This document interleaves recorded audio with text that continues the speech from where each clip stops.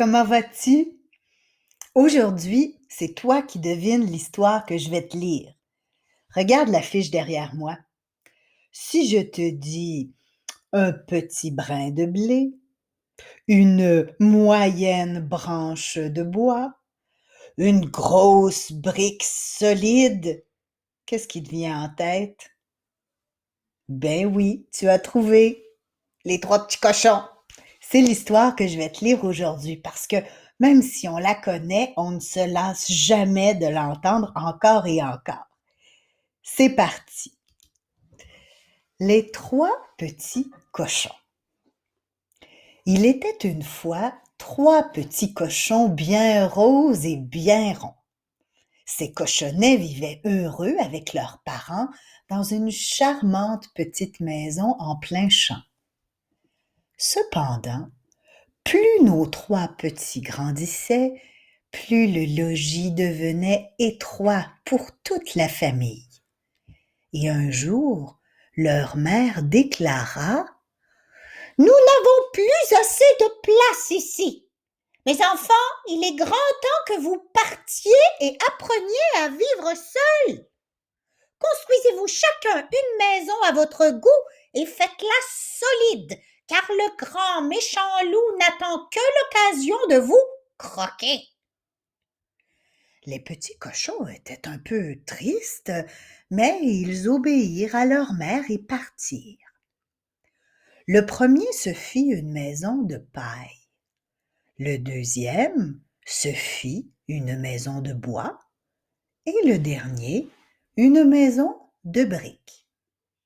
Celle-ci fut plus longue et plus dure à bâtir, mais une fois finie, c'était certainement la plus réussie. Les murs solides, l'intérieur douillet, il y faisait bon vivre.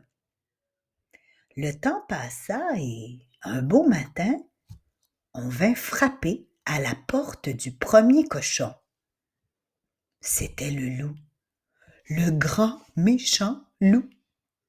Il avait appris que les trois petits cochons s'étaient installés dans les environs et il avait décidé de leur rendre visite pour les manger. « Petit cochon, ouvre-moi » demanda le loup aimablement. « Non, non et non, par ma queue en tire-bouchon, tu ne mettras pas la patte dans ma maison de paille » répliqua le cochonnet en verrouillant sa porte. « Tu l'auras voulu » hurla le loup. « Je vais souffler si fort que ta maison de paille s'effondrera, et alors je te mangerai. » Aussitôt dit, aussitôt fait. Il inspira, puis il souffla de toutes ses forces, et la maison de paille s'envola. Terrifié, le petit cochon s'enfuit chez son frère, qui vivait dans sa maison de bois. Et quand le loup, tout haletant, le rejoignit, la porte était déjà fermée. « Petit cochon, s'il vous plaît, laissez-moi entrer » cria-t-il. « Non, non et non, par ma queue en tire-bouchon, tu ne mettras pas la patte dans ma maison de bois » s'écria le deuxième cochonnet.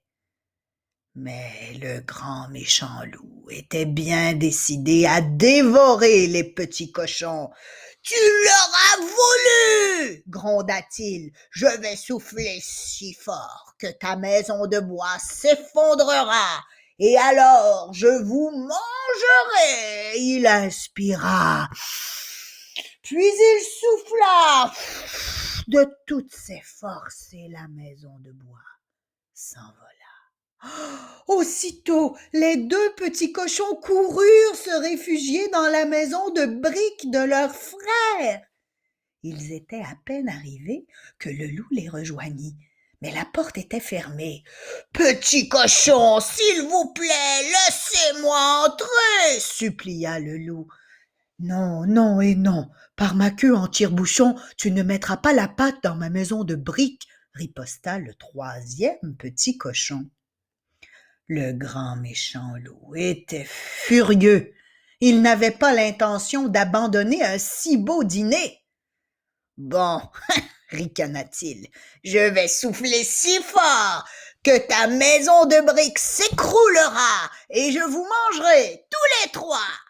Il inspira, puis il souffla de toutes ses forces, mais la maison ne bougea pas. Fou de rage, il se gonfla, il s'enfla, mais la maison tint bon. J'en ai assez, hurla-t-il. Puisque je ne peux pas entrer par la porte, je rentrerai par la cheminée. À l'aide d'une échelle, il grimpa sur le toit, puis il se pencha dans le trou de la cheminée. Les trois petits cochons l'avaient entendu. Ils avaient allumé le feu et placé une grande marmite d'eau dans le foyer avec des légumes qui sentaient bon. Allaché par la bonne odeur, le loup se pencha encore. Il perdit l'équilibre et plouf, tomba dans la marmite. L'eau était si chaude que le loup fut bientôt cuit. Les petits cochons étaient fous de joie. Ils décidèrent de ne plus jamais se séparer et d'habiter ensemble dans la maison de briques, et ils y vécurent très heureux. On l'aime cette histoire-là, n'est-ce pas? Maintenant, j'ai un défi pour toi. Est-ce que tu pourrais inventer l'histoire à nouveau, la réécrire? Tu pourrais, par exemple, changer la personnalité des cochons. Tu pourrais aussi imaginer que ce ne sont pas des cochons qui vivent l'aventure, ni un loup, mais d'autres personnages.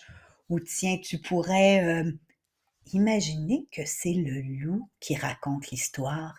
Qu'est-ce qu'il pense dans sa tête pendant son aventure? Ou encore, tu pourrais écrire le conte en changeant la fin. À demain!